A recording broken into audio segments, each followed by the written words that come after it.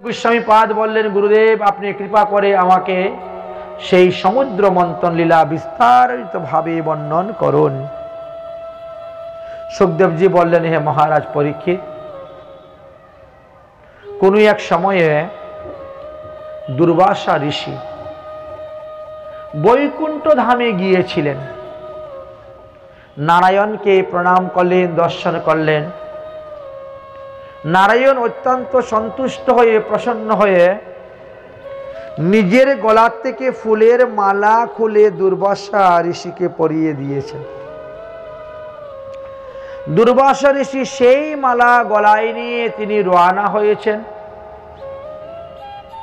এবং তিনি ধীরে ধীরে স্বর্গে এসে উপস্থিত হয়েছেন।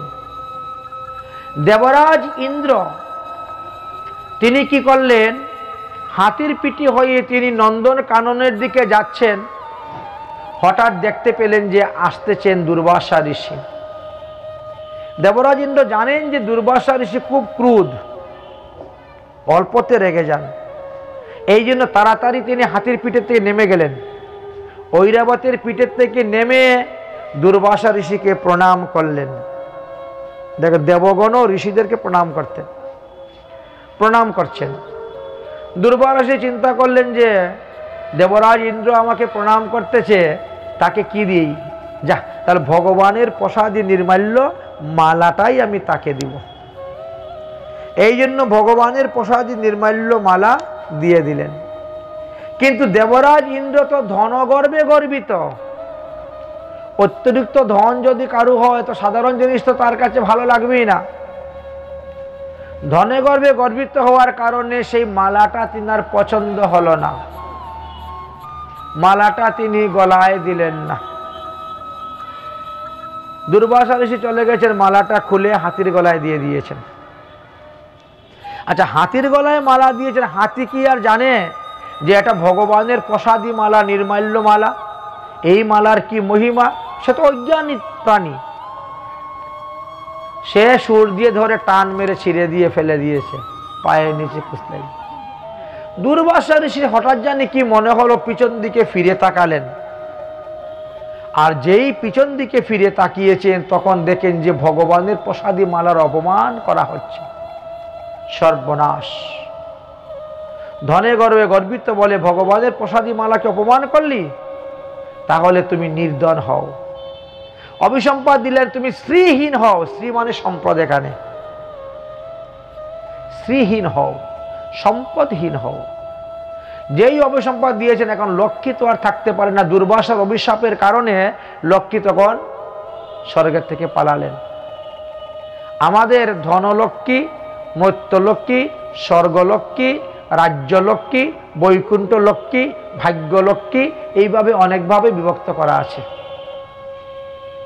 স্বর্গ থেকে স্বর্গের লক্ষ্মী দেবী পালিয়ে বৈকুণ্ঠে উপস্থিত। প্রভু, দুর্বাসার অভিশাপের হেতুর কারণে আমি আর স্বর্গে থাকতে পাচ্ছি না, তাই আমি আপনার কাছে চলে এসেছি।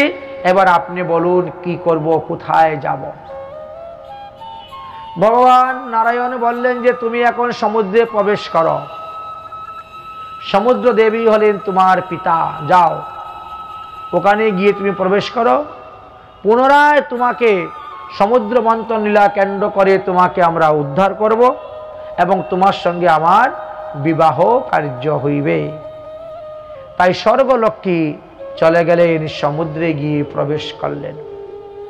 এদিকে সমস্ত স্বর্গরাজ্য অন্ধকার নেমে আসলো। দেবাসুর সংগ্রামাদি যুদ্ধ শুরু হয়ে গেল। স্বর্গের সমস্ত সম্পদ নষ্ট হয়ে গেল। সেই সম্পদ পুনরায় প্রাপ্তির জন্য দেবরাজ ইন্দ্র সবাইকে নিয়ে ব্রহ্মার কাছে গিয়ে উপস্থিত হলেন। ব্রহ্মা বিষ্ণুর কাছে গেলেন, ক্ষীরসাগরে উপস্থিত হলেন। আর ক্ষীরসাগরে গিয়ে ভগবানকে স্তুতি করতে শুরু করলেন। তাদের স্তুতিতে সন্তুষ্ট হয়ে 1000 সূর্য উদয় করলে যেরকম আলো প্রকাশ হয়, সেইভাবে প্রকাশমান হয়ে ভগবান প্রকট হয়েছিলেন। প্রকট হয়ে বললেন, হে দেবগণ, তোমরা কেন আমাকে স্তুতি করতেছ? কি তোমাদের সমস্যা বলো, আমি তোমাদের কি উপকার করতে পারি? দেবতারা তখন করজোড়ে সমস্ত ঘটনা খুলে বললেন এবং কিভাবে পুনরায় স্বর্গরাজ্যের শ্রীবৃদ্ধি হয় তার একটি ব্যবস্থা করার জন্য বলতে শুরু। ভগবান বলছেন, আচ্ছা তাহলে তো তোমাদেরকে সমুদ্র মন্থন করতে হবে। সমুদ্র মন্থনের দ্বারা লক্ষ্মীকে সমুদ্র মন্থন থেকে পাওয়া যাবে ইহা ভিন্ন ও সমুদ্রেতে আরো অন্যান্য দ্রব্য উৎপন্ন হবে, সেইগুলি তোমরা লাভ করতে পারবে। হে ব্রহ্মা, হে মহাদেব, হে দেবগণ, আপনারা মনোযোগ সহকারে আমার উপদেশ বাক্যগুলা গ্রহণ করুন, শ্রবণ করুন, তাহলেই আপনাদের মঙ্গল হইবে। এখন কাল অনুসারে এই যে আমাদের কাল, সেই কাল বা সময় এখন অসুরদের পক্ষে। আগে দেখতে হবে সময়টা এখন কার পক্ষ দিচ্ছে, কাল কার পক্ষ দিচ্ছেন। প্রতিকূল সময়ে কোনো কিছু করতে নাই, লড়াই করতে নাই। যখন আপনার অনুকূল সময় তখন গিয়ে আপনি লড়াই করবেন। প্রতিকূল সময়ে আপনাকে হার মানতে হবে, পালাতে হবে। তো এখন যে সময়টা চলতেছে এই সময়টা অসুরদের সময়। এখন কাল অসুরদের সঙ্গ দিচ্ছে, অসুরদের পক্ষ দিচ্ছে। অতএব আপনারা যদি এই সময়ে সমুদ্র মন্থন করে লক্ষ্মীকে উদ্ধার করতে চান, তাহলে ওই অসুরদের সঙ্গে সন্ধি করতে হবে। অসুরদের সঙ্গে সন্ধি করে তারপরে তোমাদেরকে কার্য উদ্ধার করতে হবে, না হলে হবে না। কারণ ভাগ্যের অনুকূল নেই, এখন প্রতিকূল চলতেছে ভাগ্য। কারণ সমুদ্র মন্থন কোনো সাধারণ কার্য নয়, বৃহৎ কার্য। আর এমন একটি কার্য, এই কার্যে তোমার শত্রুপক্ষ ছাড়া হবে না। শক্তি, প্রচণ্ড শক্তির প্রয়োজন, বলের প্রয়োজন। আর দেবতাদের অসুরের শক্তি বেশি, বল বেশি, এই জন্য সন্ধি করা উচিত। কার্যসিদ্ধি হওয়ার পর তারপরে যা হয় হয়। কার্যসিদ্ধির আগ পর্যন্ত কিন্তু এটা করতে হবে। বলে কার্যসিদ্ধি হয়ে পড়লে বলে সাপ আর ইঁদুরের মতো ব্যবহার করবে। ভগবানই বলে দিচ্ছেন, শতং ষাট্যং সমাচারে। বলে তার মানে, বলে বুঝতে পারলে না। দেখো, এক ব্যক্তি একটা সাপ ধরেছে, সাপ ধরে একটা পেটিকার ভিতরে বেঁধে রেখেছে, ওটা নিয়ে বিক্রি করবে, অনেক টাকা পাবে, বিক্রি করবে। বিষধ সর্প তো। আচ্ছা, এখন চিন্তা করলো পেটিকার মধ্যে থাকতে থাকতে যদি না খেয়ে মরে যায় সাপটা, তাহলে তো আমার পরিশ্রম বৃথা গেল, আর টাকাও কিছু পাবো না। তাহলে কাজ করি, প্রতিদিন একটা করে ইঁদুর ধরে ধরে ওই পেটিকার ভিতরে ঢুকাই দিব, আর ওই ইঁদুর খাবে, খাইয়ে বেঁচে থাকবে, আর আমিও তারপরে তাকে বিক্রি করে না, অনেক টাকা পাবো। এবার পেটিকার ভিতরে ইঁদুর ঢুকিয়ে আবার বন্ধ করে দিয়েছে। সাপে তো কখনো পেটিকা খুলে বেরোতে পারবে না। সাপে দেখলো যে একটা ইঁদুর এসেছে। সাপ চিন্তা করলো, ইঁদুরকে খেলে আমি একদিন বাঁচবো, দুদিন বাঁচবো, এক সপ্তাহ বাঁচবো না, এক মাস বাঁচবো, তারপর তো বাঁচতে পারবো না। কিন্তু তাকে যদি আমি না খেয়ে তার সঙ্গে বন্ধুত্বতা করি, বন্ধুত্বতা করে বলবো যে তুমি আর আমি বন্ধু, তোমার সঙ্গে আমার কোনো শত্রুতা নাই। দেখো, পেটিকার মধ্যে আমিও বন্দী, তুমিও বন্দী, কিন্তু তুমি ইচ্ছা করলে পেটিকাটাকে কেটে ছিদ্র করে দিতে পারো। তাহলে তুমি আর আমি দুজন আমরা এর থেকে পালিয়ে চলে যাব। বড় বন্ধুত্ব দেখাইল। ইঁদুরের বিশ্বাস হয়ে, প্রথম তো ভয় পেয়েছে, ইঁদুর লাফালাফি করতেছে, ওরে বাবা সাপে আমারে খেয়ে ফেলবে, শত্রুতা তো। কিন্তু সাপ আশ্বাস দিয়েছে।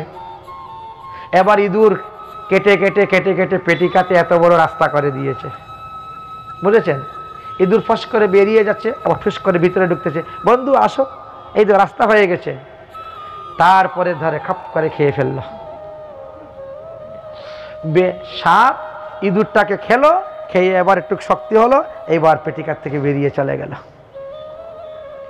ঠিক তেমনি ভাবেই অসুরের সঙ্গেও করতে হবে। অসুররা তোমাদেরকে মেরে ধরে পরাজিত করে তোমাদের স্বর্গরাজ্য দখল করে নিয়েছে। সমুদ্র মন্থনে অমৃত উঠলে পরে, অমৃত পান করলে পরে আর তোমাদেরকে মারতে পারবে না অসুররা। কিন্তু তাদেরকে অমৃত খাওয়ানো যাবে না, তাদেরকে খালি কার্যে ব্যবহার করতে হবে। সেই বুদ্ধি দিলেন ভগবান। সেই বুদ্ধি পেয়ে এইবার সমস্ত দেবতারা গিয়ে উপস্থিত হলেন বিরোচনের পুত্র বলির কাছে। বলি তখন ছিলেন, হে বলি মহারাজ, আমরা আপনার কাছে এসে উপস্থিত হয়েছি, আমরা সমুদ্র মন্থন করব, সন্ধি করতে এসেছি। সমুদ্র মন্থনের সময় যে যে দ্রব্য উঠবে সমস্ত দ্রব্য আমরা সমান ভাগে ভাগ করে নিব। মহামতি ইন্দ্রের মধুর বচন শ্রবণ করিয়া দৈত্যরাজ বলি এক কথায় রাজি হয়ে গেলেন, প্রীতি হয়ে গেল। ঠিক আছে, চলো তাহলে সমুদ্র মন্থন করতে। ভগবানের কাছে গেলেন যে সমুদ্র মন্থন করতে হবে, কি করা যায়? সমুদ্র মন্থন করতে গেলে আগে কিছু ঔষধি বৃক্ষ সমুদ্রে ফেলতে হবে। ঔষধি বৃক্ষ সমুদ্রের মধ্যে ফেলতে হবে। বাসুকি নাগকে আনতে হবে মন্থন রজু করার জন্য, আর পর্বতকে নিয়ে আসতে হবে এর দণ্ডরূপে ব্যবহার করার জন্য। এবার সবাই মিলে চিন্তার মধ্যে পড়ে গেলেন যে এত বড় পর্বত আমরা কেমন করে নিয়ে আসব। মন্দার পর্বত কি চারটিখানি কথা? অমৃত মন্থনের একটা বিশাল ব্যাপার হয়ে দাঁড়িয়েছে। যাই হোক, সমস্ত অসুরগণ মিলে একত্রিত হয়ে একেবারে কোমরে দড়ি বেঁধে তারা লাগলেন পর্বতটাকে উঠিয়ে নিয়ে আসবেন। দেবাসুরগণ মন্দর পর্বতকে উঠালেন, উঠিয়ে হাত দিয়ে ধরে টালাটালি করে আসতে শুরু করছেন, কিন্তু এত ভারী পর্বত তার চাপা পড়ে গেলেন। কত অসুর, কত দৈত্য দেবতা। ভগবান তখন অজিত রূপে প্রকট হলেন, হয়ে গিয়ে এক হাতে পর্বত তুলে নিয়েছেন, তুলে নিয়ে গরুরের পৃষ্ঠে দিয়েছেন। গরুর সেই পর্বতকে নিয়ে এসে সমুদ্রের মধ্যে খানে দিল, স্থাপন করল। তারপরে বাসুকি নাগ আনা হলো, শুরু হলো সমুদ্র মন্থন কার্য। সমুদ্র মন্থন কার্য যখন শুরু হলো তখন ভগবান কি করলেন? সর্বপ্রথমে গিয়ে সাপের মুখের দিকে সমস্ত দেবতাদেরকে নিয়ে ধরেছেন। অসুররা এসে দেখলেন, দেখে বলছেন, এ কি আমরা কি হীন বলবীর্য নাকি? আমরা সাপের লেজ ধরব? সাপের লেজ আমরা ধরব না, তোমরা দেবতারা সাপের লেজ ধরো, সাপের লেজ অমঙ্গল। আচ্ছা ঠিক আছে। তাই সাপের লেজ ধরতে গেলেন ভগবান, অসুরেরা সাপের মুখ ধরলেন। শুরু হলো টানাটানি, কিন্তু সাপ তার মুখের থেকে গরম শ্বাস ফেলতে শুরু হলো, যার কারণে অসুরদের শরীর সব কালো হয়ে গেল, শরীরে ফুসকা পড়ে গেল, প্রচণ্ড যন্ত্রণা শুরু হচ্ছে। ভগবান আকাশের দিকে তাকাচ্ছেন, তখন শীতল বাতাস প্রবাহিত হচ্ছে আর ঝিমঝিম করে বৃষ্টি পড়তে শুরু হচ্ছে। সমুদ্র মন্থনের কার্য যখন আরম্ভ হলো, সমুদ্রে প্রথমে অমৃত উঠিল না, বরং সমুদ্রের মধ্যে যে দূষিত পদার্থ ছিল সেই দূষিত পদার্থ মন্থনের দ্বারা একত্রিত হয়ে একটা কালকূট বিষে রূপান্তরিত হলো এবং সেই বিষ উৎকৃত হলো অশুভ। সেই বিষের এমনই জ্বালা সহ্য করতে পারছেন না, প্রচণ্ড বিষের জ্বালা। তখন সবাই চিন্তার মধ্যে পড়ে গেলেন, কি করা যায়, কি করা যায়। তখন মহাদেবের শরণাপন্ন হলেন। মহাদেব তখন পার্বতীকে জিজ্ঞাসা করলেন। পার্বতীর তখন জানেন মহাদেবের শক্তি। তিনি বললেন, দেখো দেবতারা তো স্বার্থপর, সমুদ্র মন্থনে যা উঠবে সবাই ভাগ করে নিবে, আর এই হলাহল বিষ পানে যদি তোমার কিছু হয় তাহলে কেউ তোমাকে বাঁচাতে আসবে না, দেখতে আসবে না। তিনি বললেন যে দেখো দেবী, শরণাগতিকে রক্ষা করাই হলো ধর্ম। সমস্ত দেবগণ আমার চরণে শরণাপন্ন হয়েছে, তাই আমি তাদেরকে রক্ষা করার জন্য এই কালকূট বিষ পান করব। মহাদেব কালকূট বিষ হাতে নিয়ে পান করেছিলেন। হাতের ফাঁকে দিয়ে যে কয় ফোঁটা পড়েছিল, এইগুলা যে সমস্ত বৃক্ষ এবং যে সমস্ত প্রাণীগণ আহার করেছিলেন তারা বিষযুক্ত হয়েছিলেন। যাই হোক, সমুদ্র মন্থন কার্য আরম্ভ হলো, কিন্তু মন্থন দণ্ড এত ভারী বলে বারবার জলের নিচে প্রবেশ করে যাচ্ছে। অনেক চেষ্টা করেও তারা তুলতে পারছেন না। ভগবান তখন কি করলেন, সেই সময়ে তিনি দেবতাদেরকে সাহায্য করার জন্য তিনি কূর্মরূপ ধারণ করেছিলেন। এই যে পৌষ মাসের শুক্লপক্ষের দ্বাদশী, দেখবেন এখানে কূর্ম দ্বাদশী লেখা আছে। পৌষ মাসের শুক্লপক্ষের দ্বাদশী দিবসে ভগবান কূর্ম রূপ ধারণ করেছিলেন। বলো কূর্ম ভগবান কি। এই পর্বতের আবর্তন ভগবান কচ্ছপের মনে হলো যেন কেউ যেন তিনার পিঠটাকে কুলকুণ্ডলি করে দিচ্ছেন, চুলকানি করে দিচ্ছেন। লক্ষ যোজন বিস্তর করে তিনি বসেছিলেন। বাসুকী তার তামসিক গুণ শক্তিতে প্রবিষ্ট করে দিয়েছিলেন শরীরের মধ্যে। এক একজনকে এক এক প্রকার শক্তি ভগবানই প্রয়োগ করে দিয়েছেন। দেবতাদের মধ্যে সাত্ত্বিক শক্তি, অসুরদের মধ্যে তামসিক শক্তি, দেবতাদের অন্যদের মধ্যে রাজস্বী শক্তি। না দিলে তো সমুদ্র মন্থন কার্য করতে পারবে না, শক্তির প্রয়োজন আছে। সমুদ্র মন্থন কার্য আরম্ভ হয়ে গেল। জানা যায় যে সমুদ্র মন্থনেতে 14 প্রকারের দ্রব্য উঠেছিল। সর্বপ্রথম সমুদ্র মন্থনে উঠেছিল কামধেনু। অসুররা বলছে এটা আমরা নিব, দেবতা বলছে আমরা নিব। ব্রহ্মা মধ্যস্থ হলেন, এই বস্তু সর্বপ্রথম সাধুদেরকে দান করে দাও। প্রথম বস্তুটা সাধু সেবায় লাগুক, অতএব সাধুদেরকে দান করে দাও। কারণ সাধুরা প্রতিদিন পঞ্চামৃত পঞ্চগব্য দরকার, তারা ভগবানকে স্নান করায়। পঞ্চামৃত দিয়ে স্নান করাইবে, পঞ্চগব্য তাদের প্রয়োজন। অতএব এই কামধেনু তাদেরকে দান করে দাও। নিরপেক্ষ হয়ে গেলাম, তুমিও নিলে না আমিও নিলাম না। অসুর দেবতা উভয়ই দেখলেন যে হ্যাঁ এটা ঠিক আছে। দ্বিতীয়বার শুরু হলো আবার সমুদ্র মন্থন। চন্দ্রের ন্যায় শুভ্র উজ্জ্বল শ্বেত বর্ণযুক্ত উচ্চশ্রবা নামক অশ্ব আবির্ভাব হলেন। বলি মহারাজ তাকে নেওয়ার জন্য খুব আগ্রহ প্রকাশ করলেন।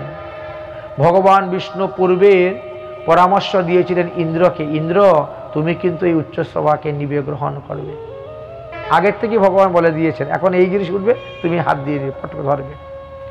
আচ্ছা, কিন্তু পারলেন না।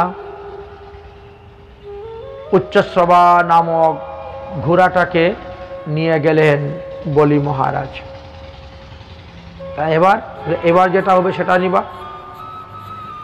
তৃতীয়বারে সমুদ্র মন্থন শুরু হলো, তখন ঐরাবত নামক হস্তি উঠল। আর ঐরাবত নামক হস্তিকে দেবরাজ ইন্দ্র গ্রহণ করলেন, বলেন এটা থাক। চতুর্থবারে সমুদ্র মন্থন শুরু হলো, কৌস্তুভ মুনি উঠলেন। ভগবান শ্রীহরি বলছেন এটা আমি নিব, এটা আমার বক্ষে থাকবে, কৌস্তুভ মুনি। পঞ্চমবারে সমুদ্র মন্থন শুরু হলো, তখন কল্প বৃক্ষ উঠলেন। কল্প বৃক্ষ স্বর্গে নিয়ে আরোপণ করলেন। এবার 5 বার সমুদ্র মন্থন হইল, আর একটা মাত্র পেয়েছেন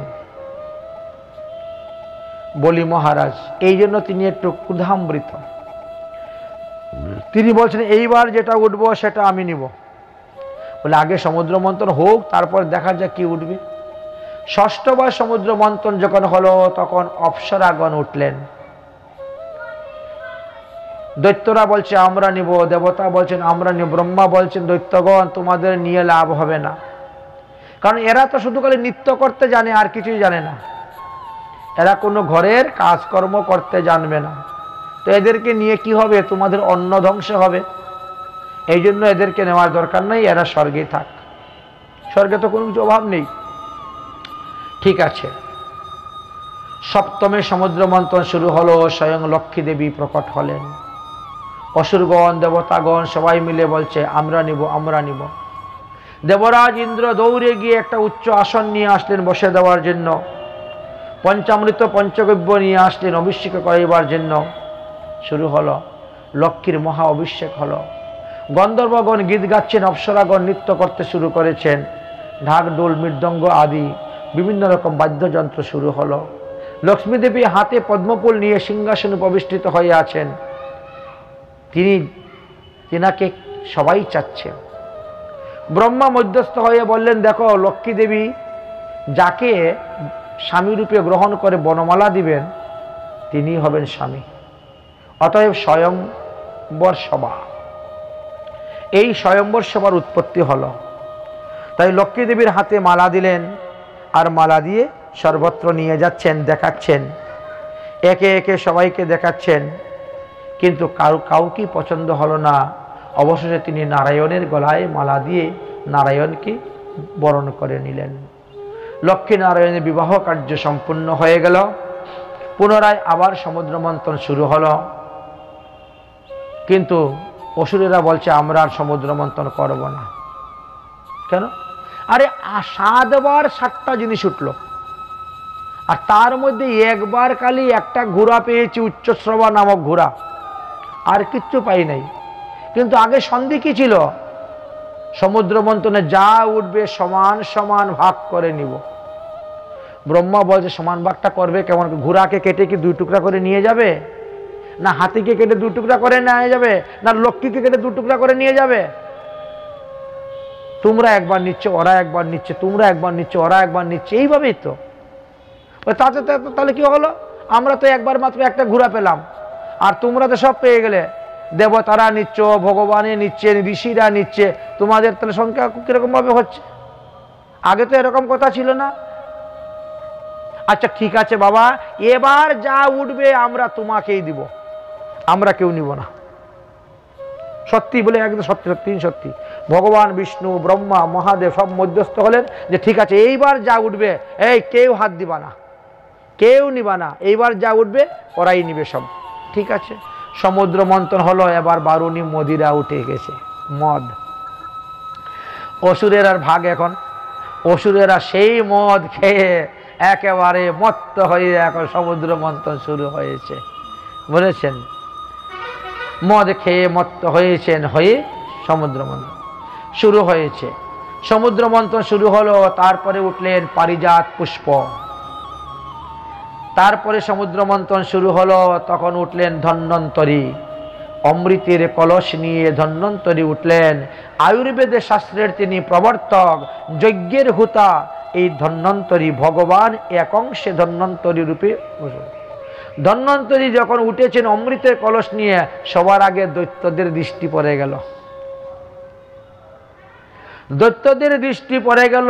এমনি দৈত্যের মধ্যে মহাবলবান দৈত্য ছিলেন হয়গ্রীব নামক দৈত্য। সে দৌড়ে গিয়েই ধন্বন্তরীর কাছ থেকে সমুদ্র কলস কেড়ে নিয়েছে। টানাটানি করতে গিয়ে তার থেকে মন পড়ে গেল অমৃত। জানা যায় যে কোনো পুরাণে বলেছেন সেই থেকে তুলসী বৃক্ষের সেখানে উৎপত্তি হয়েছিল। তুলসী বৃক্ষ এই অমৃতের কলস থেকে তার জন্ম হয়েছে। যাই হোক, এটা কোনো পুরাণে আলোচনা করে গিয়েছেন, ভাগবতে একথা বলে যান নাই। এদিকে দৈত্যদের মধ্যে কলহ হয়েছে, আমি নিব, আমি নিব, আমি খাবো, আমি খাবো, কিন্তু কেউই খাচ্ছে না। একজনের কাঁধে থেকে জোর করে আরেকজন নিয়ে যাচ্ছে, ওর কাঁধে থেকে ও নিয়ে যাচ্ছে, তার কাছ থেকে সে নিয়ে যাচ্ছে। এইভাবে ভগবান চিন্তা করলেন সর্বনাশ হয়ে গেছে, এবার কি করা যায়? ভগবান তৎক্ষণাৎ সঙ্গে সঙ্গে মোহিনী রূপ ধারণ করলেন। মোহিনী রূপ ধারণ করে এমন অঙ্গভঙ্গি করে রাস্তার মধ্যে দাঁড়িয়ে নৃত্য করতেন যে মোহিনীকে দেখে অসুরেরা মোহিত হয়ে গিয়েছেন। মোহিনী এতই মোহিত হয়ে গিয়েছে, তারা বলছে হে সুন্দরী, তুমি কার কন্যা? কি প্রয়োজনে এখানে এসেছ? ব্রহ্মা কি আমাদের ভোগের জন্য তোমাকে পাঠিয়েছেন? এইভাবে কথা বলতে শুরু করেছেন। মোহিনী অঙ্গভঙ্গি কটাক্ষ আদি করে করে তাদের সঙ্গে কথা বলতেছেন। বলছেন আপনারা কারা? বলে আমরা হলাম মহিষী কৈশ্যপের পুত্র। ও, তো মহিষী কৈশ্যপ ঋষির পুত্র হয়ে তোমরা ভাইয়ে ভাইয়ে ঝগড়া করছো কেন কলস একটা নিয়ে? তখন অসুরেরা সমস্ত ঘটনা খুলে বলছেন। মোহিনী বলছেন দেখো, যেখানে ঝগড়াঝাটি আছে ওখানে আমি থাকি না, যেখানে অশান্তি সেখানে আমি থাকি না, যেখানে ভালোবাসা নাই সেখানে আমি থাকি না। হ্যাঁ, তোমাদের ভাইয়ে ভাইয়ে ঝগড়াঝাটি হচ্ছে, একটা কলস নিয়ে বাবা আমি চললাম এখানে। না না না না, আপনি যাবেন না, কলসটা আপনার কাছে দিচ্ছি, আপনার কাছে রাখুন, আপনি বিচার করে এই কলসের অমৃত আমাদেরকে পান করাবেন।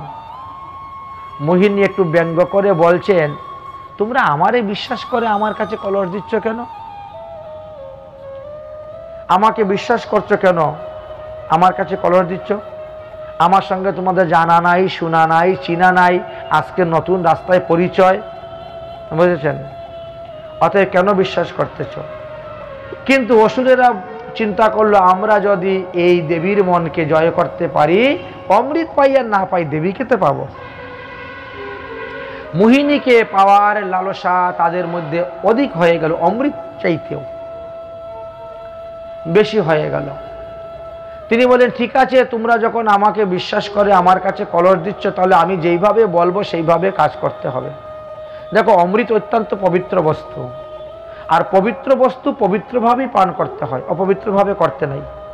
অতএব সমস্ত অসুরগণ, সমস্ত দেবগণ, আপনারা গিয়ে স্নান করুন, শুদ্ধ বস্ত্র পরিধান করুন, করে আসুন, উত্তর কিংবা পূর্বমুখী হয়ে আপনারা বসুন। তবে অসুরদের লাইনে দেবতারা বসবেন না, আর দেবতাদের লাইনে অসুর বসবেন না, সম্পূর্ণ আলাদা। দেবতারা আলাদা পৃথক লাইনে বসবেন, অসুররা পৃথক লাইনে বসবেন। এইভাবে উনি বিধান করে দিলেন। ঠিক আছে। মোহিনী অঙ্গভঙ্গি কটাক্ষ করে বলছেন, দেখো, কলসের উপরে যে অমৃত দেখা যাচ্ছে না, ওটা একেবারে জলের মতো পাতলা অমৃত। বাবা, এইটা খেলে পরে অমর হইতে পারো, নাও হতে পারো, কিন্তু নিচে যে গাঢ় গাঢ় অমৃত আছে না, ওটা খেলে তো অমর হবেই হবেই হবে। তাহলে বলো তো অসুরগণ, উপরের পাতলাগুলো আগে দেবতাদেরকে খাওয়িয়ে দেই, আর তারপরে তোমাদেরকে গাঢ় গাঢ় দিব। আচ্ছা, আমার বিচারটা কেমন? হ্যাঁ, উত্তম বিচার করেছে, ঠিক বিচার, তাই করুন। শুরু হলো দেবতাদেরকে অমৃত পান করানো। পূর্বমুখী কুশাসনে উপবিষ্টিত হয়েছেন সমস্ত দেবগণ, আর অমৃত পান করাতেই শুরু করেছেন। মোহিনীর কটাক্ষে মৃদু হাসিতে দেবতারা যেমন মোহিত, অসুরগণ আরো বেশি মোহিত হয়েছেন। অসুরগণ মোহিনীর স্তনযুগল, ঈষৎহাস্য, প্রসন্ন বদন ইত্যাদি দর্শন করতে করতে তারা কামবাণী পীড়িত হয়ে পড়েছেন। মোহিনীরূপী ভগবান বিষ্ণু চিন্তা করলেন, অসুররা জন্ম থেকেই ক্রূর স্বভাব প্রকৃতির, এদেরকে অমৃত পান করাবো না। এদেরকে অমৃত পান করালে ওই সাপকে দুধ খাওয়ানোর মতন অবস্থাই হবে। অতএব এদেরকে বঞ্চনা করতে হবে। তাই ভগবান দেবতাদেরকে অমৃত দিচ্ছেন, অসুরদেরকে দিচ্ছেন না, কারণ নানা রকম অঙ্গি ভঙ্গি করে তিনি যাচ্ছেন। দৈত্যরা দলবদ্ধে বসে আছেন, কিন্তু দৈত্যদের মধ্যে একজন ছিল, নাম ছিল তার শরভানু। ইনি সিংহিকার পুত্র ছিলেন শরভানু। তিনি 56 প্রকার মায়াবিদ্যা জানেন, যখন যেমন ইচ্ছা তেমন রূপ ধারণ করতে পারেন।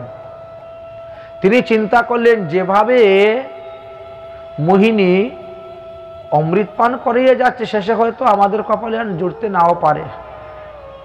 তো আমি তো বহু রূপ ধরতে জানি, অতএব আমি এইবার দেবতাদের রূপ ধারণ করে দেবতাদের আসরে বসে যাব। এবং তিনি সেই রকম রূপ ধারণ করে দেবতাদের আসরে বসেও গেলেন, কিন্তু বসতে গিয়ে একটু ভুল জায়গায় বসে গেছেন। একদিকে চন্দ্র আর একদিকে সূর্য, তার মধ্যে। আচ্ছা বলেন তো, চন্দ্র তো সারা রাত যত পাপ করবে সবাই দেখবে, চন্দ্র দেখবে, আর সারাদিন যত পাপ করছে সূর্য দেখতেছে। এই দুইজনের মধ্যে এখানে বসেছেন, তার কি অবস্থা? সূর্য ভগবানকে ইশারা দিচ্ছে, প্রভু ওই যে আমার পাশে বসে আছে ওটা কিন্তু দেবতা নয়, ওকে অমৃত দিও না। আচ্ছা, ভগবান কি জানেন না? ভগবান তো অন্তর্যামী, সবই জানেন, কিন্তু একটা নিয়ম আছে। আপনি যখন পরিবেশন করতে যাবেন তখন সবাইকে সমানভাবে পরিবেশন করতে হবে, কাউকে কম কাউকে বেশি ওভাবে দেব না, কাউকে দিব কাউকে দিব না, ওর করা যাবে না, এতে অপরাধ হয়। এই জন্য ভগবান জেনে শুনেও চন্দ্র সূর্যকে অমৃত পান করাইতে গিয়ে এই শরভানুকেও অমৃত দিলেন। সঙ্গে সঙ্গে চন্দ্র সূর্য উঠে দাঁড়িয়ে গেছে, আরে প্রভু আপনাকে ইঙ্গিত করতেছি যে একে অমৃত দিবেন না, এ দেবতা নয় অসুর, আপনি অমৃত দিলেন কেন? কিন্তু শরভানু অমৃত পেয়েই তো ঠপ করে গিলে ফেলেছে, অপেক্ষা নেই, প্রাপ্তিমাত্র ভক্ষণ। বুঝেছেন? ভগবান তখন কি করবেন? তিনি যখন মোহিনী রূপ ত্যাগ করলেন, বিষ্ণু রূপ ধারণ করলেন, সুদর্শন চক্র দিয়ে শরভানুর গলাটাকে কেটে দিলেন। অমৃত পান করার কারণে তার গলা অমর হয়ে গেল, তার দেহ অমর হয়ে গেল। গলার নাম হয়ে গেল রাহু আর দেহের নাম হয়ে গেল কেতু। বড় দুঃখ। ওরে চন্দ্র, তোমার কারণে আজকে আমার এই দেহের পরিণতি হয়েছে। ওরে সূর্য, তোমার কারণে আজকে আমার দেহের এই পরিণতি হয়েছে, আমি তোমাদেরকে ছাড়ব না। এই শত্রুতা, এই দুঃখ কারণে তিনি চন্দ্রকে গিলতে যান রাগে ক্রোধে। যখন চন্দ্রকে গিলেন তখন চন্দ্রগ্রহণ, গলা কাটা তো এইদিকে ঢুকলো এইদিকে বেরিয়ে চলে আসে। সূর্যকে যখন গিলেন তখন সূর্যগ্রহণ, গলার দিকে বেরিয়ে আসেন। যতক্ষণ তার মুখে থাকে ততক্ষণই আমাদের গ্রহণ স্পর্শ সময় থাকে, কখনো 1 ঘন্টা, কখনো 1.25 ঘন্টা, কখনো 1.5 ঘন্টা থাকে। কিন্তু আদিত্য গ্রহণম প্রাপ্তম পূর্ব জাম চতুষ্টয়ম ন কুর্যাত ভোজনম বিদ্বান কুর্যাত চেতম মাংস ভোজনম। শাস্ত্রে বলছেন আদিত্য গ্রহণের প্রাপ্তে মানে সূর্যগ্রহণ আরম্ভ হওয়ার 12 ঘন্টা আগে থেকেই আমাদের অসুস লেগে যায়। এই জন্য সূর্যগ্রহণ আরম্ভ হওয়ার 12 ঘন্টা আগে থেকে বিগ্রহ সেবা পূজা বন্ধ। অসুস অবস্থায় বিগ্রহ সেবা করা যায় না। যেভাবে মা বাবা মরলে অসুস বা 7 পুরুষের মধ্যে কেউ মরলে 10 দিন অসুস পালন করতে হয়, ঠিক তেমনিভাবে সূর্যগ্রহণের কথা বলছেন, চন্দ্রগ্রহণের কথা বলছেন। আদিত্য গ্রহণম প্রাপ্তে পূর্ব জাম চতুষ্টয়ম। জাম আর প্রহর কিন্তু একই। জামও 3 ঘন্টায় হয় 1 জাম, আর প্রহরও 3 ঘন্টায় হয় 1 প্রহর। অতএব 12 ঘন্টা আগের থেকে ঠাকুর সেবা বন্ধ। ঠাকুর ঘরে ঢোকা যাবে না, ঠাকুর স্পর্শ করা যাবে না, পুজো করা যাবে না। যারা সমর্থবান তাদের জন্য বলছেন তোমরা গ্রহণের 12 ঘন্টা আগে থেকে খাওয়া দাওয়া বন্ধ করে দিবে। গ্রহণের 12 ঘন্টার মধ্যে যদি কেউ ভোজন করে তাহলে এটা মাংস ভোজনের সমতুল্য হয়। পরবর্তী শ্লোকে বলছেন যে না, যারা বৃদ্ধ, যারা শিশু, যারা রোগী তাদের ক্ষেত্রে 3 ঘন্টা আগে, গ্রহণ স্পর্শ হওয়ার 3 ঘন্টা আগে থেকে খাওয়া দাওয়া বন্ধ করে দিতে হবে।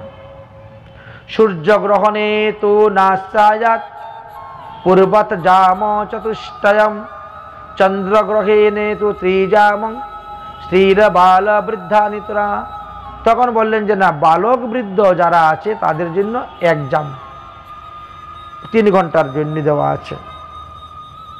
তাহলে চন্দ্রগ্রহণে আমাদেরকে 9 ঘন্টা আগের থেকে অসুস মানতে হবে, আর সূর্যগ্রহণে আমাদেরকে 12 ঘন্টা আগের থেকে অসুস মানতে হবে।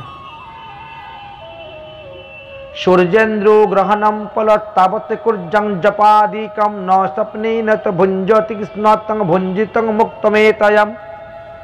যতক্ষণ গ্রহণ চলবে ততক্ষণ হরিনাম জপ করবেন, ভোজন করবেন না, ঘুমাবেন না, মলমূত্র ত্যাগ করতে যাবেন না, কোনো জীবকে হত্যা করবেন না, মশা মাছিও মারতে যাবেন না গ্রহণ চলাকালীন সময়ে।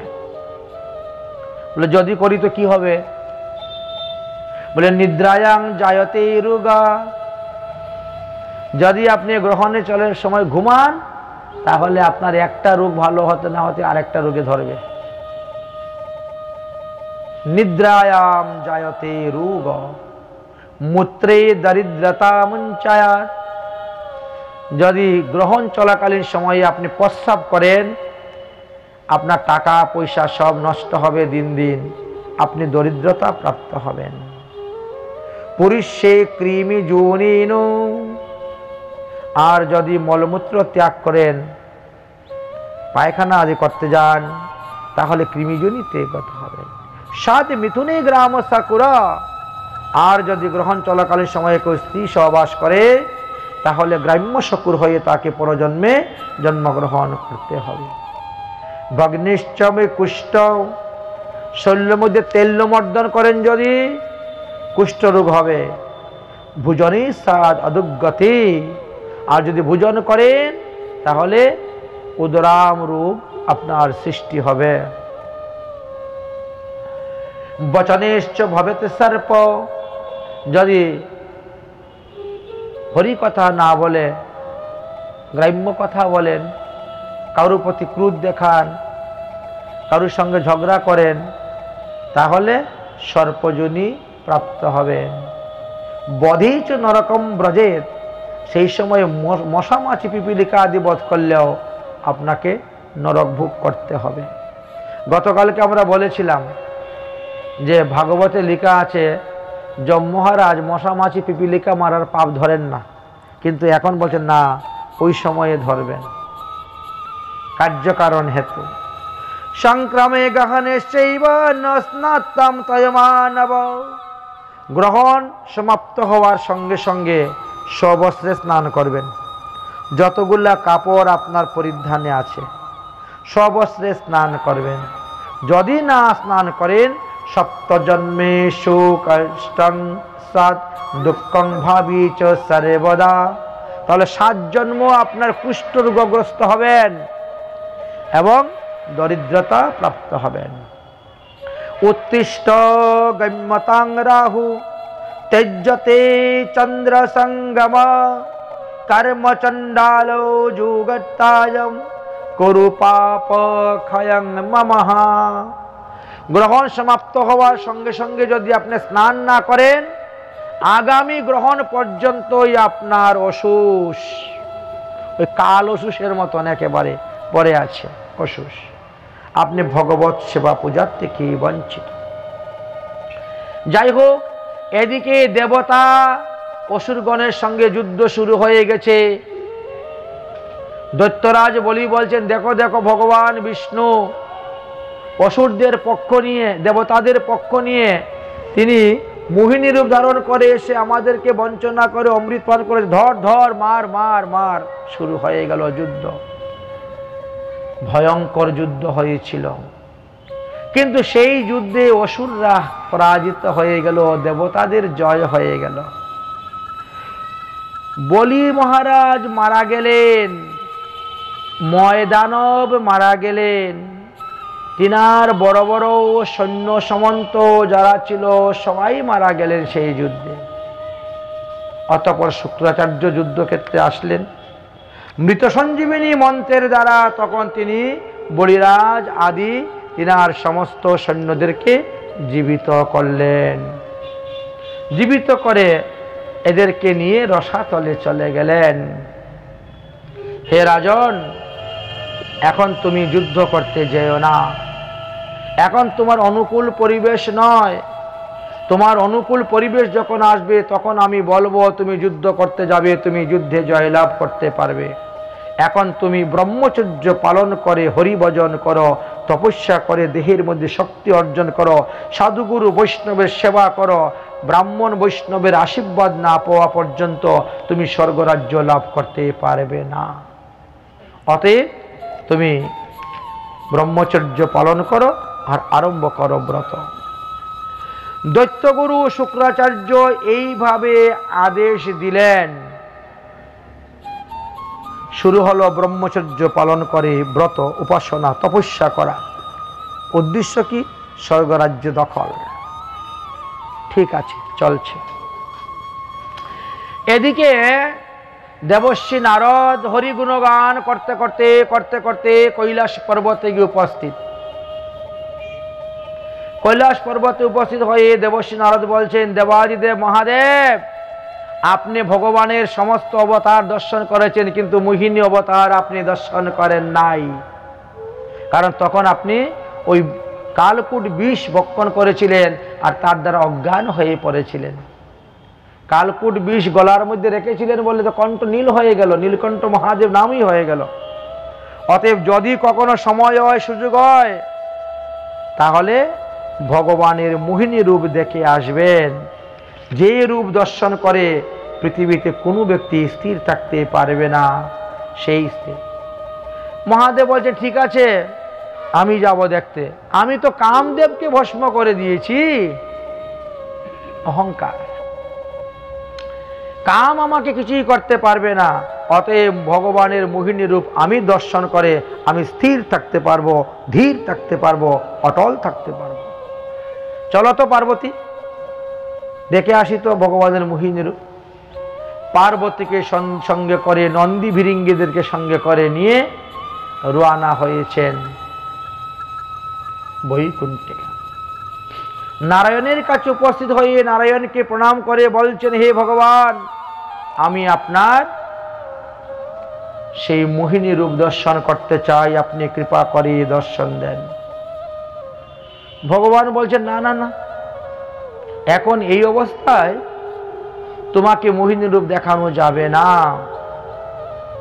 তুমি অন্য কোনো সময়ে একা আসিও, আমি তোমাকে মোহিনী রূপ দেখাবো। আর সপরিবারের সবাইকে নিয়ে আসছো, এই অবস্থায় তোমাকে দেখানো যাবে না।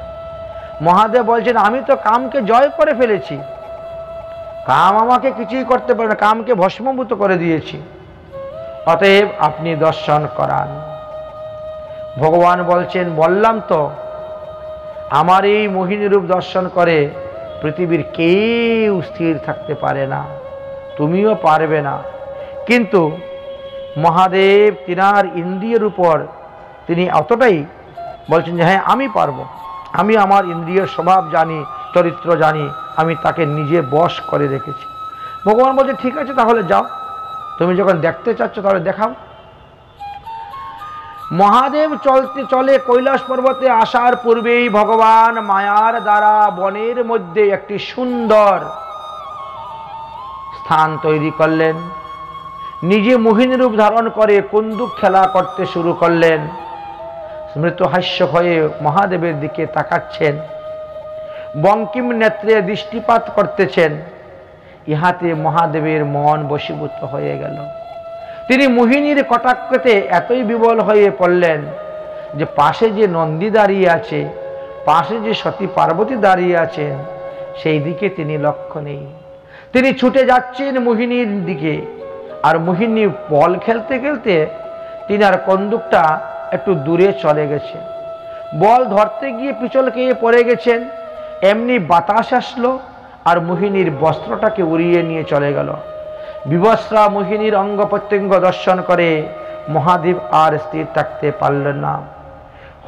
হস্তিনীকে আলিঙ্গন যেভাবে করে সেইভাবে মহাদেব মোহিনীকে আলিঙ্গন করার জন্য ছুটলেন। এই ধরছেন ধরতে পারছেন না। মহাদেব চেষ্টা করছেন ধরার জন্য, ধরতে পারছেন, দৌড়ে পালাচ্ছেন। একবার মহাদেব ধরেই ফেললেন মোহিনীকে, কিন্তু মোহিনীও কুস্তাকুস্তি করে মহাদেবের হাত থেকে ছুটে দৌড়তে শুরু করলেন। মহাদেব আর স্থির থাকতে পারলেন না, তিনি তিনার বীর্যকে ধারণ করে রাখতে অক্ষম হয়ে গেলেন। মোহিনী যেই দিকে দৌড়ে যাচ্ছেন তার পিছনে পিছনে মহাদেব যাচ্ছেন এবং মহাদেবের রেতস্পাত হয়ে পৃথিবীতে পড়তে শুরু হলো। পরবর্তী সময়ে সেই স্থানে স্বর্ণ এবং রূপার খনি হয়েছিল ইত্যাদি কথা জানা যায়। এইভাবে সমুদ্র মন্থনের কথা আলোচনা করলেন। সপ্তম মন্বন্তরের প্রথম সত্য যুগে ভগবান বিষ্ণু এই সমুদ্র মন্থনের, ষষ্ঠ মন্বন্তরে সমুদ্র মন্থনের কার্য করেছিলেন। এখানে আমরা সমুদ্র মন্থনের কথা বিশ্রাম দিচ্ছি।